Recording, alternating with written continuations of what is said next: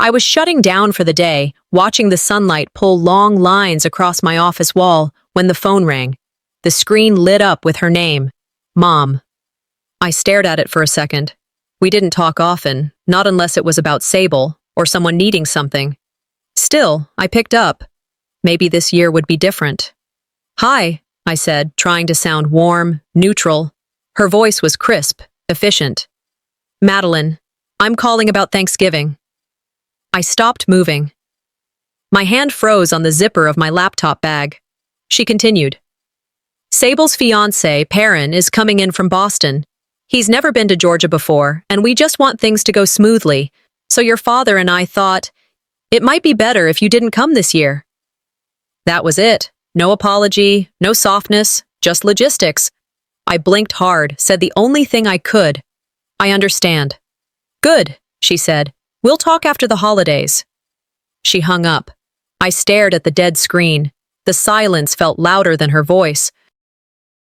I didn't cry, didn't even move. I sat there for a long while, letting it wash over me, like I hadn't been removed from dinner, but from the family itself. I wasn't sure what part of me broke first, the part that hoped or the part that already knew. The office had cleared out long ago. I was the last one there, again. I could see my reflection in the dark window, just a vague outline, no lights, just the ghost of someone who didn't belong anywhere. Last year, I baked 3 pies, carved the turkey, cleaned up after. I sat at the corner of the table, smiling in photos no one posted. They tagged everyone else. I didn't even get a thanks. Every year I came back, hoping to be seen. Every year I left feeling more invisible. Sable had always been the golden one, the one with the big smile, the perfect nails, the stories that made our mother beam with pride. She danced through rooms while I cleaned them. I packed my things slowly, not because I had anywhere to go, but because rushing wouldn't change a damn thing. In the parking garage, I sat in my car for a long time before driving home. The air smelled like fall, dry leaves, cold metal, and something bitter I couldn't name. That was the moment it clicked. I wasn't just uninvited, I was unnecessary. When I got home, I tossed my keys on the counter and grabbed my phone, looking for anything to distract me. My notifications were mostly work emails and one group text from the team reminding me about Monday's meeting. And then I saw it. A Facebook post from my mother. A long caption under a family photo, everyone crowded around the Thanksgiving table. Sable sat at the center, smiling next to Perrin, my parents on either side, faces lit with joy, silverware gleaming, candles burning down to the stubs. The caption read, "So thankful for this beautiful family. No tag, no note, no mention." I zoomed in on the photo, out of habit. I looked for some hint that I existed in that moment. My chair, the one I always used, had Perrin's coat draped over it. They hadn't just forgotten me, they'd filled the space. There were 5 bedrooms in that house, but somehow, not a single seat for me. I didn't call anyone that night, not even Darian. He would have listened, maybe even driven over with takeout and whiskey, but I didn't want to talk. I didn't want anyone to try and fix what had already rotted from the inside out. I poured a glass of wine and sank into the couch, letting the hum of the fridge fill the silence. The playlist on my phone played something old, a song Mamie Lou used to love. She used to say, "Speak softly, baby girl, but never let them silence you." I hadn't spoken up in years. I hadn't fought for a seat at that table because some part of me still believed I didn't deserve one. But I wasn't crying. I wasn't screaming. I just sat there, staring at my phone face down on the coffee table, like maybe it would light up with a text, a mistake, something to undo it all. It didn't. I wasn't angry yet. Anger comes when you believe something can still change. I had moved past that. 2 weeks earlier, I'd spent a Saturday scouring antique stores across Asheville for the right dish set. Not flashy, just classic. Warm ivory porcelain, scalloped edges, gold trim fading in places. I found them in a second-hand shop tucked behind a gas station, $50 for the whole set. They reminded me of the dishes Mamie Lou used for Sunday suppers. I wrapped each plate in tissue paper, double-boxed them, and included a handwritten note. For the Thanksgiving table, Thought you'd like something with history. Then I paid extra for shipping and tracking. No one said a word. Then tonight, scrolling out of habit, I saw it. A photo on Sable's Facebook. Their dining table, set for Thanksgiving. My mother in the background, arranging wine glasses, Sable, beaming, Perrin standing behind her like a prize at a fundraiser auction. Caption: "Thanks to Perrin for this beautiful addition to the table." There they were, my plates. I could spot that little chip on the salad dish from 20 paces. They didn't forget who sent it. They chose to credit someone else. This wasn't about ceramic. It was about rewriting the narrative. Again, someone else's name was easier to say, better for appearances. I deleted the tracking email, closed the app, and stared at my screen for a while. "It's just a dish," I whispered. But it wasn't. And I knew that. Later that night, I drove out. I didn't plan to. I just kept going. The streets of Savannah were mostly empty, yellow streetlights flickering in rhythm. I parked across from the house, our house. Through the front window, I saw the hallway, the gallery wall. It used to be a timeline of all of us. My 4th grade spelling bee ribbon, my high school graduation photo, that blurry snapshot from when I was on the Girl Scout float. Now, a single large canvas dominated the wall, Sable and Perrin with my parents, taken at a charity gala. My father in a tux, Mom's smile stretched wide. Sable wore a green satin dress and a look of ownership. Nothing of me remained, except a tiny school portrait, wedged low in the corner, almost touching the floor. The kind of spot you'd assign to a coat hook, not a daughter. It takes effort to remove someone from a story. They didn't forget me. They edited me out. And the wall? It wasn't a family wall anymore. It was a museum of curated pride. I wasn't part of the exhibit. I sat there for 20 minutes, engine running. I didn't cry, but I clenched the steering wheel like it might anchor me to something real. Then I drove away, slowly. Like if I moved too fast, I might finally disappear. When Sable turned 17, my parents gave her a silver Honda Civic with a red bow on top. She squealed and hugged them both in the driveway. Neighbors clapped. I stood in the doorway holding a bag of trash I'd been taking out. A week later, I applied for a part-time job at a sandwich shop to save for a used bike. Mom used to say, "Sable needs more help. You've always been self-sufficient." It was meant to sound like praise, independence, responsibility, like badges of honor. But over time, I learned that self-sufficient was a shield they used to avoid investing in me. At dinner, Sable's college course load got applause. My scholarship letters got nods. She got stories. I got silence. Back then, I accepted it. I thought maybe it was my fault. Maybe I wasn't charming enough, big enough, shiny enough. But now, watching them rewrite the story to erase me completely, I saw it clearly. It was never about what I was capable of. It was always about what looked good in the picture. I got home just after 11, didn't turn on the lights, just dropped my purse and sat on the couch, the glow from my phone the only thing in the room. I opened Instagram. Sable had posted a new reel, tips for your Thanksgiving tablescape. It was her, arranging place settings, lighting candles, talking in that influencer voice she adopted for cameras. And there, in the corner, was one of my plates. The one with the faded trim and the chip near the edge. I didn't scream, didn't throw the phone. I just stared for a second, then closed the app. If being invisible was the price of peace, maybe it was time to stop paying. I opened my laptop, typed in a new doc. Just a few words at first. I didn't know what I was building yet, but I knew it wouldn't be for them.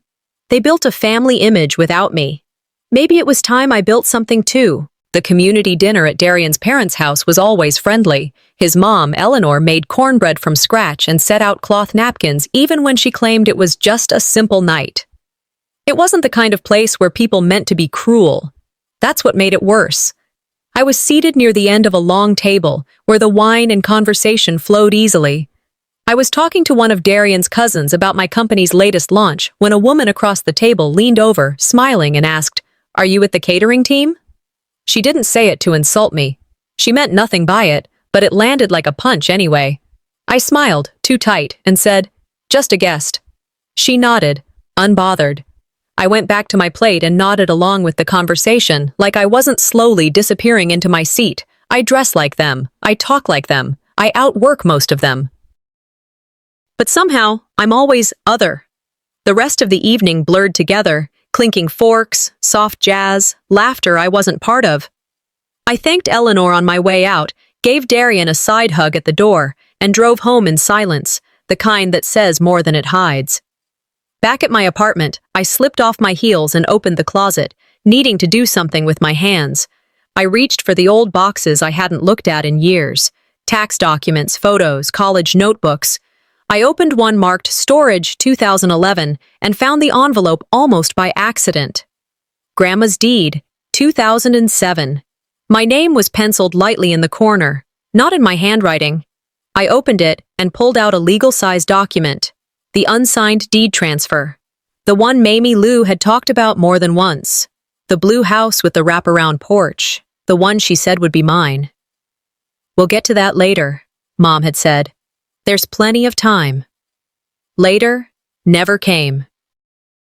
I sat down at my kitchen counter and opened the county assessor's website. It didn't take long. Sable Harlan was listed as the current property owner. Effective transfer, August 3rd, 2019. That was the year I moved into this apartment. I didn't slam the laptop shut. I didn't scream. I just sat there, staring at Sable's name, feeling the weight of what I already knew but had refused to call betrayal. They didn't just forget me.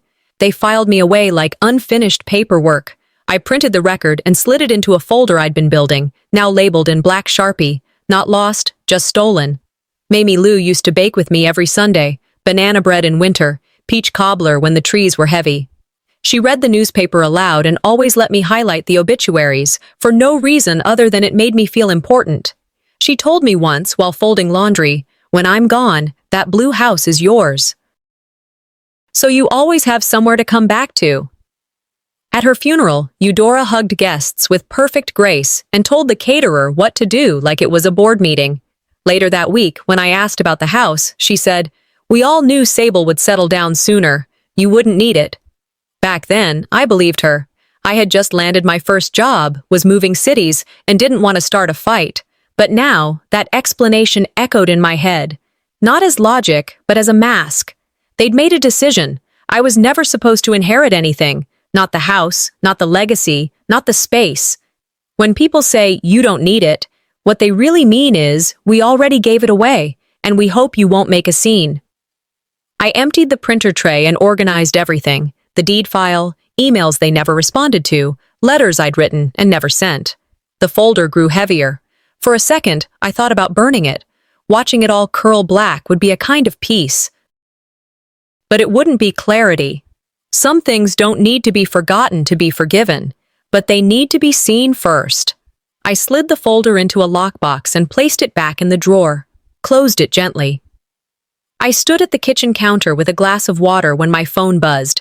It was a news alert. Local family recognized for philanthropic contributions. I clicked. There they were. Eudora, Sable, Perrin, standing in front of a freshly painted porch, white pillars, blue siding. My grandmother's house. My name wasn't in the article. I closed the app and the drawer at the same time. Both sounds echoed louder than they should have in the stillness of my apartment. That house was supposed to be mine. And not for the bricks, but for what it meant. I was finishing up some late work when the email came in. The subject line was plain. About Thanksgiving. Quick update. The sender, Eudora. It wasn't unusual for her to email me about logistics, flight times, menu prep, what pie I should bring. But this one wasn't meant for me. It took me a second to realize I wasn't supposed to be on the CC line. The message was for Sable. "Let's just hope she doesn't show up like last time. We need things calm for Perrin's family." I read it 3 times. Not because I didn't understand it, but because a part of me needed to confirm it was real. I didn't reply. She never noticed. They weren't just excluding me anymore. They were strategizing around the hope I wouldn't exist. That email didn't sting because of what it said. It stung because of how casual it was, like I was a problem to avoid, not a person who used to be called daughter. The last Thanksgiving I showed up for, I cooked every dish on the table except the ham. I set each fork in line. I lit the damn candles. When the guests arrived, Eudora smiled and gestured towards Sable. "She's our hostess for the night." Then she turned to me without a second thought. "And that's Madeline, my helper." Helper, not daughter, not host, just a helper. Same tone she used for the cleaning lady or the florist who set the centerpieces at her benefit dinners. I smiled through it, poured wine, passed the stuffing, and kept my mouth shut. I told myself it didn't matter, that no one else would remember. But I remembered, and that word sat in me like a seed of silence that kept growing. Language sticks, especially when it's meant to define your place. The email wasn't random, it was consistent. A pattern I'd ignored too long. I wasn't family to them, I was logistics. I couldn't sleep. So I scrolled, post after post, photos from past holidays. My mother's Facebook read like a PR campaign. Sable holding a tray of cranberry sauce, Eudora beaming in the background, Perrin pouring champagne like he belonged there since birth. In one post from 2 years ago, the caption read, "Couldn't have pulled this off without my amazing team." That team was me. I had made the turkey, set the table, drove to 3 stores to find fresh sage. But no mention, no tag, just my hands in the background of every shot. Then I watched a short video from last year, Sable giving a toast. On the place cards in front of each plate. My handwriting, the same swooped M's and looped T's Mamie Lou taught me when I was 9. I was always in the frame, just never in focus. They wanted the fruits of my labor, not the reminder of my hands. I opened a blank reply to the email, typed 5 sentences, deleted them all. You can't fight for a seat at the table when they've already thrown away the name card. I closed the laptop and sat in silence for a while, the hum of the fridge loud in the room. Then I pulled out my notebook, the one I used only when things crossed a line. At the top of a blank page I wrote, "I'm not angry, I'm awake." I opened the drawer and grabbed the folder from earlier, the one I'd labeled, "Not lost, just stolen." I printed the email, added it. One more piece in a collection of things no one thought I'd keep. I placed the folder on the desk, right in the center, and shut the laptop. The chair across from me sat empty, still, quiet. "Mine," I whispered. "It's mine." I pulled out a pen, and I started drawing a new plan. I was eating leftover pasta in silence, bowl balanced on my lap, when I opened the family group chat, just to scroll, just to see. 2 days earlier, I'd suggested bringing pecan bourbon bread pudding for Thanksgiving, sent it with a smiley face. No one replied. Tonight, I saw Sable had chimed in. "What if we did a warm bourbon bread pudding this year?" she wrote. Eudora replied within 2 minutes. "OMG, yes, that would be perfect. Perrin loves that kind of dessert." Thumbs up, heart emoji, exclamation marks, the whole damn orchestra. I didn't say a word, didn't send another message. They don't just ignore me, they repackage me through someone else's mouth. It wasn't even new. It just finally registered that this wasn't oversight. It was a form of design. Silence wasn't passive in this family. It was structure. So I did what I never used to. I started screenshotting. Quietly, cleanly, evidence, not for a courtroom, but for my own record. Months earlier, I had helped organize a fundraiser for a local shelter. My idea, my outreach, my money. I chose the venue. I arranged the food. I even wrote Eudora's speech. The one where she quoted Maya Angelou like the words meant anything to her. That night, I stood in the back of the room in black slacks and flats, behind the sponsor banner. The MC stepped up and said, "We want to thank Sable Harlan for her incredible leadership in putting this event together." Applause followed. People stood. Eudora beamed. Sable waved modestly. No mention of me, no nod, not even a glance. I didn't feel surprised. I felt finished. You realize the betrayal isn't that they didn't see you. It's that they saw you and made you invisible anyway. I walked to the back hallway, leaned against the wall, and listened to the applause. I let it wash over me like cold rain I couldn't outrun. Then I went back into the kitchen to help the staff wrap up leftovers. I've always been the one who gets things done, the doer, as they call it. One Christmas, Eudora smiled and said, "Madeline's the reliable one. Sable's the charming one. It was a joke. I laughed too. But that joke shaped the next 20 years. Sable got the attention, I got the task list. That night after the fundraiser, I stayed late to help clear out the dining room. Sable stayed too, not to clean, but to take photos. She stood near the main table posing with a glass of champagne. A staff member walked up to her and said, "You must be the owner of this place." She smiled, didn't correct him, just said, "It's been a beautiful night." And I kept stacking folding chairs. They didn't just split us into roles. They wrote the parts, handed her the script, and gave me the broom. I was up late again, no TV, just scrolling through the event's online album. All the credits read Team Sable. My name wasn't anywhere, but I saw my hands in 4 photos.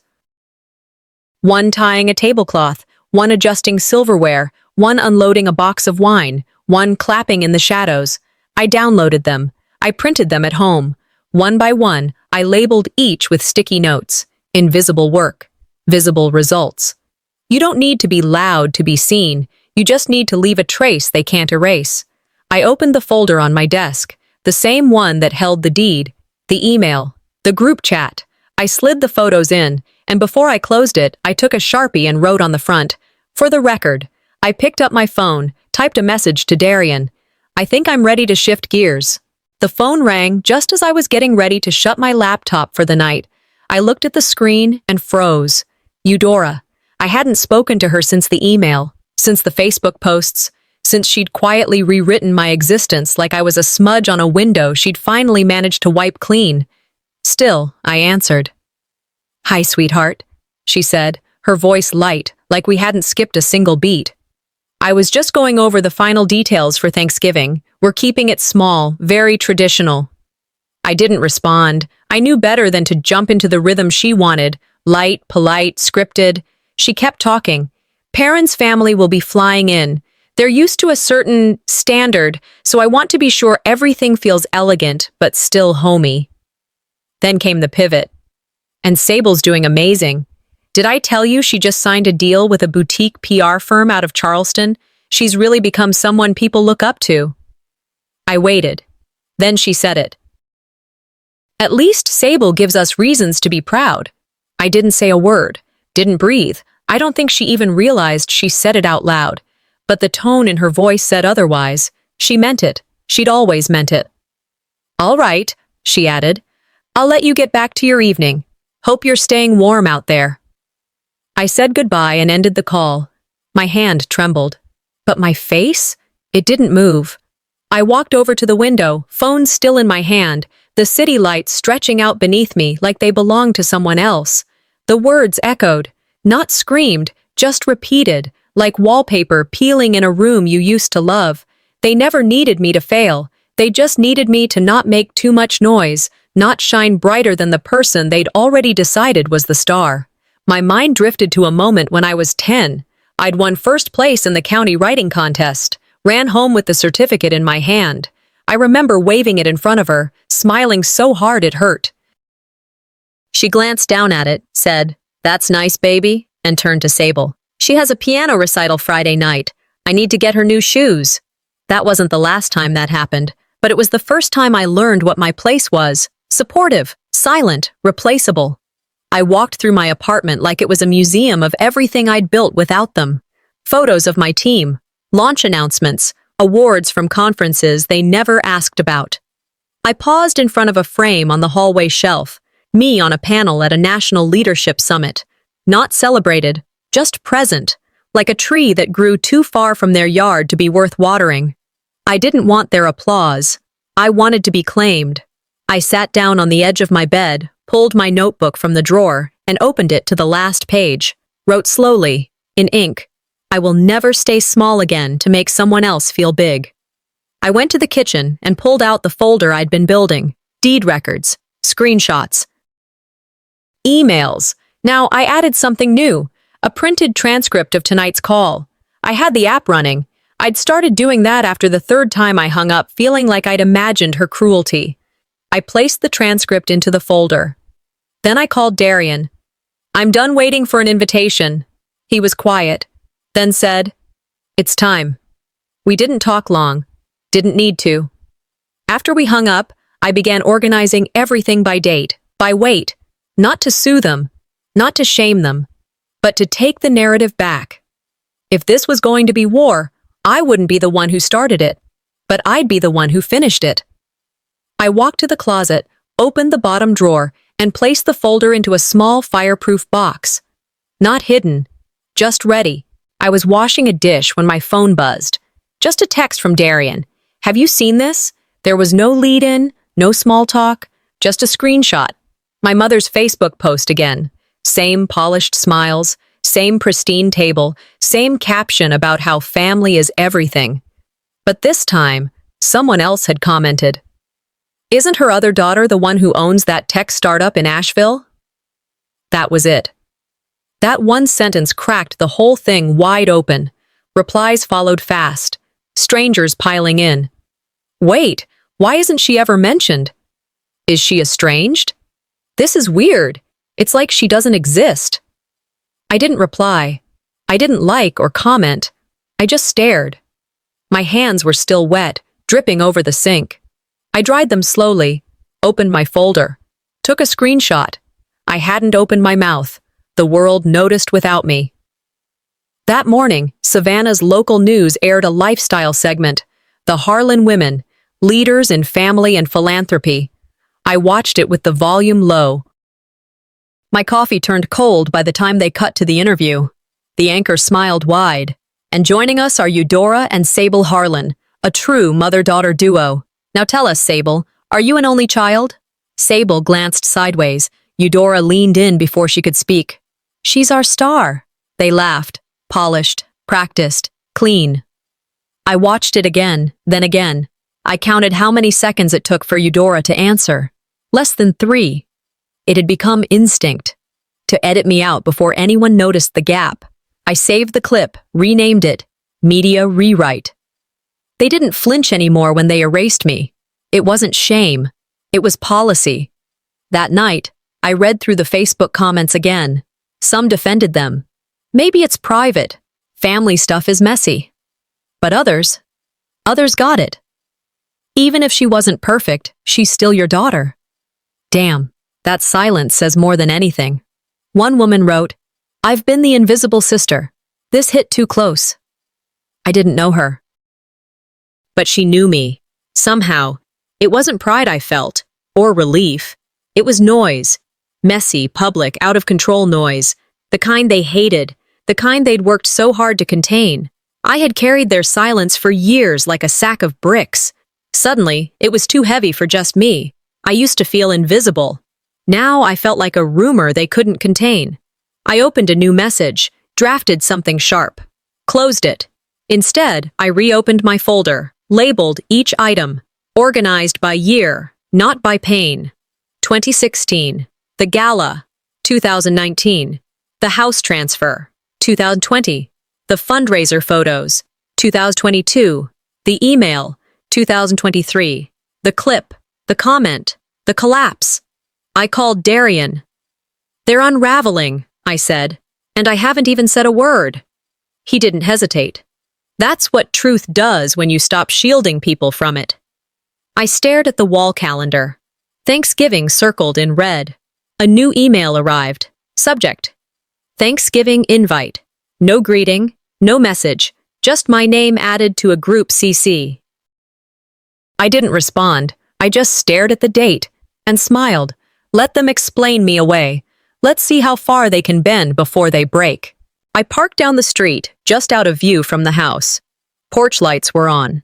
Through the windows, I saw the usual glow, warmth that didn't include me. I hadn't RSVP'd. I didn't have to. I was on the group email like a name someone forgot to erase. My coat was pressed. My bag was light. I walked in with a smile that said nothing and everything. They didn't expect me, but they didn't stop me either. Eudora met me near the entrance with that smooth southern polish she'd perfected. "Well, this is a surprise," she said, touching my arm like she was auditioning for graciousness. Sable stood by the wine, blinking like I was a ghost. Perrin gave a tight nod. I gave one back. If I was the storm they feared, I thought, I intended to arrive in silence. I set the gift bag down by the table and followed the chatter into the dining room. Dinner was a performance. Sable laughed at all the right times. Perrin played the part. Eudora refilled glasses like a host at a charity auction. Toward dessert, Sable stood, glass in hand. I just want to say how grateful I am, she began, glowing like a backlit painting. This year feels like a new chapter for all of us. Perrin followed, adding, Sable is the heart of this family. She's the reason we're all here tonight. I reached into my gift bag and pulled out a single silver frame, quiet, smooth. I placed it on the table in front of Eudora. Inside was a photo of the dish set I had mailed weeks ago, the same set now sitting under the turkey on her table. Next to it, my note. For the Thanksgiving table. Thought you'd like something with history. She stared at it, didn't touch it. Then I turned to Sable. You collect what was never yours. No one spoke. Forks hung mid-air. Even the air got still. I didn't explain. I didn't need to. I reached into my bag again and pulled out a slim leather folder. Neatly packed, organized. One by one, I slid across the table. The unsigned deed transfer, the public record of the title in Sable's name, the email Eudora had sent about hoping I didn't show up, and screenshots from the group chat. I said nothing, just moved the facts into the space they once denied I ever occupied. Eudora opened her mouth to say something, but Perrin got there first. He picked up the printout of her email, scanned it quickly, and muttered, Jesus. A couple of guests at the far end of the table whispered. Someone pushed back their chair. I let the folder sit there, heavy, visible. They wrote me out of the story, I thought. I rewrote it right back in. I reached into my purse one last time, pulled out a folded square of fabric, cream cotton, edges hand-stitched in blue thread, Mamie Lou's handkerchief. I unfolded it slowly and laid it gently on top of the folder. Across the fabric, embroidered in neat cursive, Don't let them fold you into silence. I stood. No one told me to sit back down. I looked at Eudora. Her face was still, controlled, but her eyes flickered. This house was built on stories, I said. I just gave back the one you tried to bury. I didn't wait for a reaction. I walked out. No door slam, no goodbye, just the quiet click of a front door closing behind me, for the last time. I got back to Asheville the next morning. The drive was quiet, my hands steady on the wheel, my thoughts more clear than I expected. Exhausted, yes, but not shaken. I'd done what I came to do. No screaming, no begging, just truth laid bare on linen and wood. I walked into my apartment, set down my overnight bag, and took the handkerchief from my coat pocket. Mamie Lou's words were still stitched into the fabric, still warm from my hand. I opened the drawer of my nightstand and folded it neatly back into its place. I didn't open my inbox, though I saw it stacked with unread messages. A formal one from Eudora, no doubt. A few silent missed calls from Sable. I didn't touch any of it. I wasn't waiting for an apology. I spoke once. I wouldn't need to again. The apartment looked the same furniture, same hallway mirror, but everything in me felt different. Later that evening, Darian forwarded me a clip from the local Savannah News. Perrin was giving a solo interview outside a community center, clean suit, prepared answers. The segment was supposed to be a wrap-up of Thanksgiving's family highlight stories. He praised the Harlan family's sense of tradition and legacy of service. He used big words like integrity and unity. But when the reporter asked about the younger daughter, Perrin froze. A stutter. Then a redirect. He never mentioned my name. People noticed. In the comment section below, someone wrote, "Does he even know her name?" Another replied, "That family's script is getting harder to keep straight." Later that week, the Harlan Foundation's website quietly updated a notice. Eudora was stepping away temporarily from board responsibilities to focus on family. I didn't smile. I didn't feel vindicated. I just felt the balance shift, finally. They wanted Perrin to validate the lie. But even he had limits. I reopened the folder that had lived on my desk for months. Each document, photo, and email stared back at me. It was never about revenge. It was always about memory. I added one final sheet of paper, a note written in my own hand. If you ever doubt what happened, this will remind you that you were never crazy. Then I closed the folder, locked it in the same box beneath my bed, and slid the drawer shut. No fire, no dramatic erasure, just closure. Some wounds don't need apology, they need distance. Some people don't need to be forgiven, they need to be released. Not everything broken needs fixing. Some things just need leaving behind. That weekend, I sent a few emails. The first was to the event venue. I asked them to remove my name from their donor list. The second was to my attorney, requesting a formal removal from all shared financial interests with the Harlan name. The last was to Sable. You don't owe me a reply, I wrote. I just needed you to know that I'm letting go. I hit send. No hesitation. Then I stepped outside. The air was cold and crisp, the kind that wakes your skin up. Down the street, families were hanging holiday lights. A father lifted his daughter to place a plastic star on a tree branch. A little boy chased after a runaway stocking hat. I stood there, hands in my coat pockets, watching them. There's more family in a single moment of kindness than in decades of shared blood. And sometimes, the best way to finish a story is to stop telling it.